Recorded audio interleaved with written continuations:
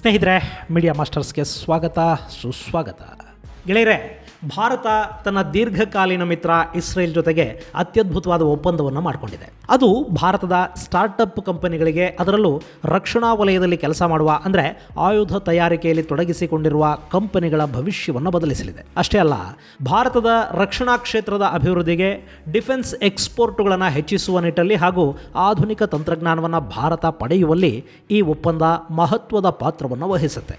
ಹಾಗಾದರೆ ಭಾರತದ ರಕ್ಷಣಾ ಉದ್ಯಮಿಗಳ ಭವಿಷ್ಯವನ್ನು ಬದಲಿಸುವ ಆ ಒಪ್ಪಂದವಾದರೂ ಏನು ಅನ್ನೋದ್ರ ಬಗ್ಗೆ ಒಂದಷ್ಟು ಮಾಹಿತಿಯನ್ನು ಇಲ್ಲಿ ನೋಡೋಣ.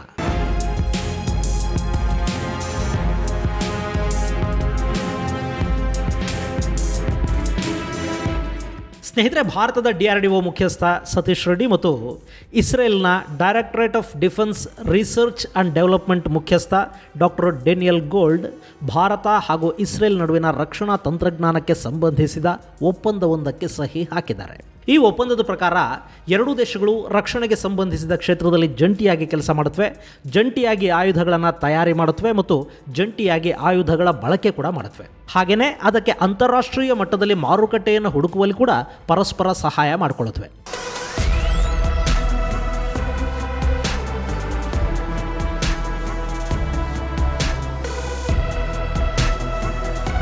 ಸ್ನೇಹಿತರೆ, ನಮಗೆ ಗೊತ್ತಿರೋ ಹಾಗೆ ಭಾರತೀಯ ಸೇನೆ ಎಷ್ಟು ಬಲಿಷ್ಠವಾಗಿದೆಯೋ ಆಯುಧಗಳ ತಯಾರಿ ಹಾಗೂ ತಂತ್ರಜ್ಞಾನದ ಬಳಕೆಯಲ್ಲಿ ನಾವು ಅಷ್ಟೇ ಹಿಂದುಳಿದಿದ್ದೀವಿ.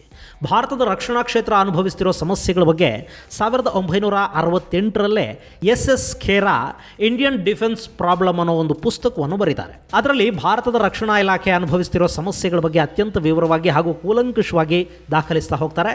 ಭಾರತ ತನ್ನ ಆಯುಧ ತಯಾರಿಕಾ ಕ್ಷೇತ್ರ ಹಾಗೂ ತಂತ್ರಜ್ಞಾನ ಅಭಿವೃದ್ಧಿಗೆ ಹೆಚ್ಚಿನ ಗಮನ ಕೊಡಬೇಕಾದ ಅಗತ್ಯದ ಬಗ್ಗೆ ಖೇರಾ ಸುಮಾರು 53 ವರ್ಷಗಳ ಹಿಂದೆ ತಮ್ಮ ಪುಸ್ತಕದಲ್ಲಿ ದಾಖಲಿಸಿದ್ದಾರೆ. ಮತ್ತು ನಾವು ಆಯುಧಗಳನ್ನು ಪಾಶ್ಚಿಮಾತ್ಯ ದೇಶಗಳಿಂದ ಖರೀದಿ ಮಾಡೋದ್ರಿಂದ ಆಗೋ ಸಮಸ್ಯೆಗಳೇನು ಅನ್ನೋದನ್ನು 1962ರ ಭಾರತ ಚೀನಾ ಯುದ್ಧ ಹಾಗೂ 1965ರ ಭಾರತ ಪಾಕಿಸ್ತಾನ ನಡುವಿನ ಯುದ್ಧದ ಸಂದರ್ಭಗಳನ್ನು ಉಲ್ಲೇಖಿಸಿ ಅವರು ನಮಗೆ ಅರ್ಥ ಮಾಡಿಸೋ ಪ್ರಯತ್ನವನ್ನು ಮಾಡ್ತಾರೆ.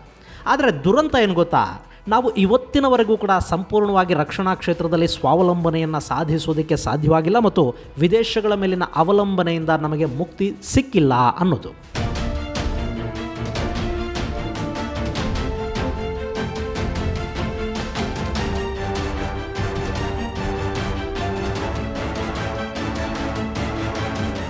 ಯಾವ ದೇಶ ತನ್ನ ರಕ್ಷಣಾ ಕ್ಷೇತ್ರದಲ್ಲಿ ಸ್ವಾವಲಂಬನೆಯನ್ನು ಸಾಧಿಸೋದಕ್ಕೆ ಸಾಧ್ಯ ಆಗೋದಿಲ್ವೋ ಅದು ಬಲಿಷ್ಠ ದೇಶವಾಗಿ ಗುರುತಿಸ್ಕೊಳ್ಳೋದಕ್ಕೆ ಕೂಡ ಆಗೋದಿಲ್ಲ. ಅದರಲ್ಲೂ ಇವತ್ತು ಜಾಗತಿಕ ಮಟ್ಟದಲ್ಲಿ ಸ್ಪರ್ಧೆ, ಅಕ್ಕಪಕ್ಕದಲ್ಲಿ ತಲೆ ಎತ್ತಿರೋ ಶತ್ರುಗಳನ್ನು, ಚೀನಾದ ಕಿರಿಕಿರಿಯನ್ನು ಗಮನದಲ್ಲಿಟ್ಟುಕೊಂಡು ಭಾರತ ತನ್ನ ರಕ್ಷಣಾ ಕ್ಷೇತ್ರವನ್ನು ಮತ್ತಷ್ಟು ಬಲಿಷ್ಠಗೊಳಿಸ್ಕೊಳ್ಬೇಕಾದ ಅಗತ್ಯ ಇದೆ. ಅದಕ್ಕೆ ಕೇವಲ ರಷ್ಯಾದ ಮೇಲಿನ ಅವಲಂಬನೆ, ಅಮೆರಿಕಾದ ಆಯುಧಗಳ ಖರೀದಿ ಅಷ್ಟೇ ಸಾಕಾಗೋದಿಲ್ಲ. ಬದಲಿಗೆ ಭಾರತ ತನ್ನದೇ ಆದ ತಂತ್ರಜ್ಞಾನವನ್ನು ಅಭಿವೃದ್ಧಿ ಮಾಡ್ಕೋಬೇಕಾಗುತ್ತೆ ಅಥವಾ ತಾಂತ್ರಿಕವಾಗಿ ಅಭಿವೃದ್ಧಿ ಹೊಂದಿರುವ ದೇಶಗಳ ಜೊತೆಗೆ ಜಂಟಿ ಒಪ್ಪಂದವನ್ನು ಮಾಡಿಕೊಂಡು ಜಂಟಿಯಾಗಿ ಉತ್ಪಾದನೆಯನ್ನು ಶುರು ಮಾಡಬೇಕಾಗುತ್ತೆ, ತಂತ್ರಜ್ಞಾನವನ್ನು ಹಂಚಿಕೊಳ್ಳಬೇಕಾಗತ್ತೆ. ಇವತ್ತು ಅಮೆರಿಕ ಕೂಡ ರಕ್ಷಣಾ ಕ್ಷೇತ್ರದಲ್ಲಿ ಮಾಡ್ತಾ ಇರೋದು ಅದನ್ನೇ. ನ್ಯಾಟೋ ದೇಶಗಳ ಒಕ್ಕೂಟ ಸಾಕಷ್ಟು ಆಯುಧ ತಯಾರಿಕೆಯಲ್ಲಿ ಪಾಲುದಾರಿಕೆಯನ್ನು ಹೊಂದಿವೆ. ಈಗ ಭಾರತ ಮತ್ತು ಇಸ್ರೇಲ್ ಮಾಡಿಕೊಳ್ತಾ ಇರೋದು ಅದೇ ಥರದ ಒಂದು ಒಪ್ಪಂದವನ್ನು. ಈ ಒಪ್ಪಂದದಿಂದ ಎರಡೂ ದೇಶಗಳು ತಮ್ಮ ತಂತ್ರಜ್ಞಾನವನ್ನು ಹಂಚಿಕೊಳ್ಳುತ್ತವೆ, ಜಂಟಿಯಾಗಿ ಸಂಶೋಧನೆಗಳನ್ನು ನಿರ್ವಹಿಸುತ್ತವೆ. ಎರಡೂ ದೇಶಗಳಲ್ಲಿ ರಕ್ಷಣಾ ತಂತ್ರಜ್ಞಾನ ಹಾಗೂ ಆಯುಧ ತಯಾರಿಕೆಗೆ ಸಂಬಂಧಿಸಿದಂತೆ ಕೆಲಸ ಮಾಡುವ ಸ್ಟಾರ್ಟಪ್ಗಳಿಗೆ ಎರಡೂ ದೇಶಗಳು ಸಹಾಯವನ್ನು ಮಾಡುತ್ತವೆ. ಜಂಟಿಯಾಗಿ ಆಯುಧಗಳನ್ನು ತಯಾರು ಮಾಡುತ್ತವೆ ಮತ್ತು ಇತರ ದೇಶಗಳಿಗೆ ರಫ್ತು ಕೂಡ ಮಾಡುತ್ತವೆ. ಇಂಥದ್ದೊಂದು ಒಪ್ಪಂದ ಇಸ್ರೇಲ್ ಜೊತೆಗೆ ಯಾಕೆ, ಅಥವಾ ಇಸ್ರೇಲ್ ಬೇರೆಲ್ಲ ದೇಶಗಳನ್ನು ಬಿಟ್ಟು ಭಾರತದೊಂದಿಗೆ ಇಂಥ ಒಪ್ಪಂದವನ್ನು ಯಾಕೆ ಮಾಡ್ಕೊಳ್ತಾ ಇದೆ?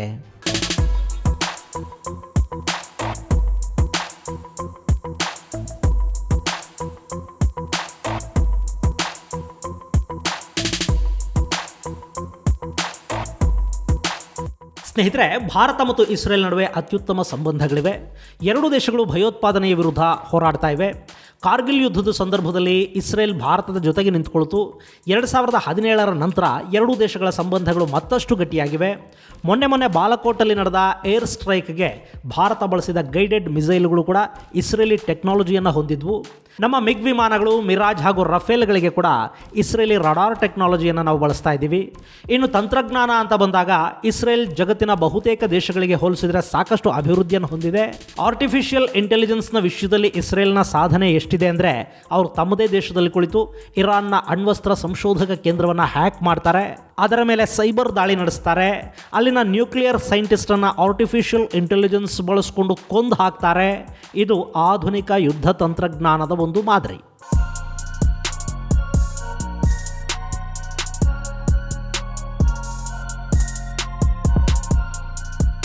ನಮಗೆ ಗೊತ್ತಿರಬೇಕಾದ್ದೇನು ಅಂದರೆ, ತಂತ್ರಜ್ಞಾನ ಬೆಳೆದಷ್ಟು ಕೂಡ ಯುದ್ಧ ಮಾಡೋ ರೀತಿಗಳು ಬದಲಾಗ್ತಾ ಹೋಗುತ್ತವೆ. ಯುದ್ಧ ವಿಮಾನಗಳನ್ನು ಬಳಸಿ ದಾಳಿ ಮಾಡೋ ಕಡೆ ಮಾನವರಹಿತ ಡ್ರೋನ್ಗಳನ್ನು ಬಳಸಲಾಗುತ್ತೆ. ಇನ್ನೂ ಮುಂದುವರೆದ ತಂತ್ರಜ್ಞಾನ ಅಂದರೆ ಸೇನಾ ಕಾರ್ಯಾಚರಣೆಗಳಲ್ಲಿ ಸೈನಿಕರ ಬದಲಿಗೆ ರೋಬೋ ಯೋಧರನ್ನು ಬಳಕೆ ಮಾಡಲಾಗುತ್ತೆ. ಸ್ಯಾಟಲೈಟ್ ಮೂಲಕ ದಾಳಿ ಮಾಡೋ ಪದ್ಧತಿ ಆರಂಭ ಆಗುತ್ತೆ. ಹ್ಯಾಕ್ ಮಾಡೋ ಮೂಲಕ ಶತ್ರು ದೇಶದ ತಂತ್ರಜ್ಞಾನವನ್ನು ನಾಶ ಮಾಡೋ ಮೂಲಕ ಯುದ್ಧಗಳನ್ನು ಗೆಲ್ಲುವ ತಂತ್ರಜ್ಞಾನ ಶುರುವಾಗ್ತಾ ಇದೆ. ಇದೆಲ್ಲ ಸಾಧ್ಯವಾಗ್ತಾ ಇರೋದು ಆರ್ಟಿಫಿಷಿಯಲ್ ಇಂಟೆಲಿಜೆನ್ಸ್ ಹಾಗೂ ಕ್ವಾಂಟಮ್ ಕಂಪ್ಯೂಟಿಂಗ್ ಟೆಕ್ನಾಲಜಿಯಿಂದ. ಆ ಕ್ಷೇತ್ರದಲ್ಲಿ ಇಸ್ರೇಲ್ ಈಗಾಗಲೇ ಸಾಕಷ್ಟು ಮುಂದುವರಿತಾ ಇದೆ ಮತ್ತು ಅದನ್ನು ಜಗತ್ತಿಗೆ ತೋರಿಸ್ತಾ ಇದೆ ಕೂಡ. ಇಸ್ರೇಲ್ ಕ್ವಾಂಟಮ್ ಕಂಪ್ಯೂಟರ್ ತಯಾರಿಕೆಯಲ್ಲಿ ಈಗಾಗಲೇ ತನ್ನನ್ನು ತೊಡಗಿಸಿಕೊಂಡಿದೆ. ಮುಂದೆ ನಡೆಯಲಿರುವ ಸೈಬರ್ ವಾರ್ಫೇರ್ಗೆ ಈ ಕ್ವಾಂಟಮ್ ಕಂಪ್ಯೂಟರ್ ಸಿಕ್ಕಾಪಟ್ಟೆ ಸಹಾಯವನ್ನು ಮಾಡುತ್ತವೆ. ಭಾರತ ಕೂಡ ಕ್ವಾಂಟಮ್ ಸಿಮ್ಯುಲೇಟರ್ ತಯಾರಿಕೆಯಲ್ಲಿ ತೊಡಗಿಸಿಕೊಂಡಿದೆ. ಇಲ್ಲಿ ಇಸ್ರೇಲ್ ಈಗಾಗಲೇ ತಂತ್ರಜ್ಞಾನ ಅಭಿವೃದ್ಧಿಗಾಗಿ ಸಿಕ್ಕಾಪಟ್ಟೆ ಹೂಡಿಕೆ ಮಾಡಿದೆ ಮತ್ತು ಆ ಕ್ಷೇತ್ರದಲ್ಲಿ ಸಾಕಷ್ಟು ಪ್ರಗತಿಯನ್ನು ಕೂಡ ಕಾಣ್ತಾ ಇದೆ. ಆದರೆ ಭಾರತದ ವಿಷಯದಲ್ಲಿ ಹಾಗಲ್ಲ. ತಾಂತ್ರಿಕ ಕ್ಷೇತ್ರದಲ್ಲಿ ನಾವಿನ್ನೂ ಸಾಕಷ್ಟು ಹಿಂದುಳಿದಿದ್ದೀವಿ. ಆ ಕ್ಷೇತ್ರ ರಿಸರ್ಚ್ಗೆ ಸಿಕ್ಕಾಪಟ್ಟೆ ಹಣವನ್ನು ಬಯಸುತ್ತೆ ಮತ್ತು ಅದನ್ನು ಇನ್ವೆಸ್ಟ್ ಮಾಡೋ ಸ್ಥಿತಿಯಲ್ಲಿ ಸದ್ಯಕ್ಕಿನ್ನೂ ಭಾರತ ಇಲ್ಲ. ಆದರೆ ನಮ್ಮಲ್ಲಿ ಮ್ಯಾನ್ ಪವರ್ ಇದೆ. ತಾಂತ್ರಿಕ ಸಿಬ್ಬಂದಿಯ ಕೊರತೆ ಭಾರತದಲ್ಲಿಲ್ಲ. ಇಲ್ಲಿ ಯಾವುದೇ ರೀತಿಯ ತಯಾರಿಕಾ ಘಟಕವನ್ನು ನಿರ್ಮಾಣ ಮಾಡೋದಕ್ಕೆ ಬೇಕಾದಷ್ಟು ಜಮೀನಿದೆ, ಕೆಲಸಗಾರರು ಸಿಗ್ತಾರೆ. ಇನೋವೇಟಿವ್ ಮೈಂಡ್ಸ್ಗೆ ಕೂಡ ಭಾರತದಲ್ಲಿ ಬರ ಇಲ್ಲ. ಇನ್ನು ಇಸ್ರೇಲ್ನಲ್ಲಿ ತಂತ್ರಜ್ಞಾನ ಹಾಗೂ ಅದಕ್ಕಾಗಿ ಖರ್ಚು ಮಾಡೋದಕ್ಕೆ ಹಣ ಇದೆ, ಅಲ್ಲಿ ಜನ ಹಾಗೂ ಜಮೀನಿಲ್ಲ. ಹೀಗಾಗಿ ಎರಡೂ ದೇಶಗಳು ಒಂದಾಗಿ ಕೆಲಸ ಮಾಡೋದಕ್ಕೆ ಸಾಧ್ಯವಾದರೆ ಅದ್ಭುತಗಳನ್ನು ಸಾಧಿಸೋದು ಕಷ್ಟ ಆಗಲಾರದು.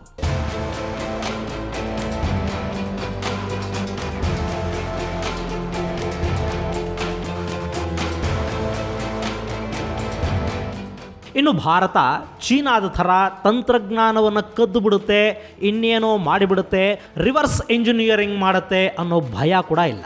ಆ ವಿಷಯದಲ್ಲಿ ಭಾರತ ತನ್ನ ನಂಬಿಕೆಯನ್ನು ಹಾಗೂ ವಿಶ್ವಾಸವನ್ನು ಇವತ್ತಿನವರೆಗೆ ಕಳ್ಕೊಂಡಿಲ್ಲ. ಹೀಗಾಗಿ ಇಸ್ರೇಲ್ ಹಾಗೂ ಭಾರತದ ನಡುವಿನ ಈ ಒಪ್ಪಂದ ಮುಂದಿನ ದಿನಗಳಲ್ಲಿ ಎರಡೂ ದೇಶಗಳಿಗೆ ಅನುಕೂಲವನ್ನು ಒದಗಿಸಲಿದೆ ಅಂತ ವಿಶ್ಲೇಷಣೆ ಮಾಡಲಾಗ್ತಾ ಇದೆ. ಇಲ್ಲಿ ವಿಶೇಷ ಅಂದರೆ ಭಾರತದಲ್ಲಿನ ರಕ್ಷಣಾ ತಯಾರಿಕಾ ಸಂಸ್ಥೆಗಳು, ಅದರಲ್ಲೂ ಹೊಸ ಸ್ಟಾರ್ಟಪ್ಗಳಿಗೆ ಇಸ್ರೇಲ್ನ ಸಹಾಯ ಸಿಗುತ್ತೆ. ಅವರಿಗೆ ಇಸ್ರೇಲಿ ತಂತ್ರಜ್ಞಾನ ಸಿಕ್ಕರೆ ತಯಾರಿಕಾ ಕ್ಷೇತ್ರದಲ್ಲಿ ಸಾಕಷ್ಟು ಸಾಧನೆ ಮಾಡೋದು ಸುಲಭ ಆಗುತ್ತೆ.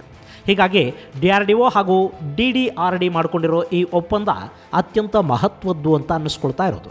ಇದು ಮುಂದಿನ ದಿನಗಳಲ್ಲಿ ಚೀನಾದ ಆಕ್ರಮಣಕಾರಿ ಮನಸ್ಥಿತಿಯನ್ನು ಸಮರ್ಥವಾಗಿ ಎದುರಿಸೋದಕ್ಕೆ ಹಾಗೂ ಭಾರತದ ರಕ್ಷಣಾ ಕ್ಷೇತ್ರವನ್ನು ತಾಂತ್ರಿಕವಾಗಿ ಅಭಿವೃದ್ಧಿಪಡಿಸೋದಕ್ಕೆ, ಹಾಗೆಯೇ ರಕ್ಷಣಾ ಉಪಕರಣಗಳ ರಫ್ತನ್ನು ಹೆಚ್ಚು ಮಾಡೋ ನಿಟ್ಟಲ್ಲಿ ಕೂಡ ಸಹಾಯಕವಾಗಲಿದೆ ಅಂತ ಹೇಳಲಾಗ್ತಾ ಇದೆ.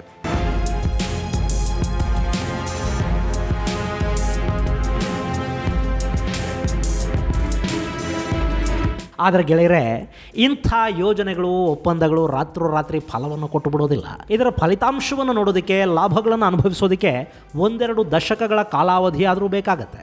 ಅಲ್ಲಿವರೆಗೆ ಭಾರತದ ಬದಲಾಗುವ ರಾಜಕೀಯ ಪರಿಸ್ಥಿತಿಗಳು, ಸರ್ಕಾರಗಳು, ಅವರ ಪಾಲಿಸಿಗಳು ಅಡ್ಡಿಯನ್ನು ಉಂಟು ಮಾಡಬಾರದು ಅಷ್ಟೇ. ಇದು ಗೆಳೆಯರೆ, ಭಾರತ ಹಾಗೂ ಇಸ್ರೇಲ್ ನಡುವಿನ ರಕ್ಷಣಾ ತಂತ್ರಜ್ಞಾನಕ್ಕೆ ಸಂಬಂಧಿಸಿದಂತೆ ನಡೆದ ಒಪ್ಪಂದದ ಮಾಹಿತಿ. ಮುಂದಿನ ಸಂಚಿಕೆಯಲ್ಲಿ ಮತ್ತೊಂದಷ್ಟು ವಿಶೇಷಗಳ ಜೊತೆ ಮತ್ತೆ ಭೇಟಿಯಾಗೋಣ. ಅಲ್ಲಿವರೆಗೆ ಜೈ ಹಿಂದ್, ಜೈ ಕರ್ನಾಟಕ.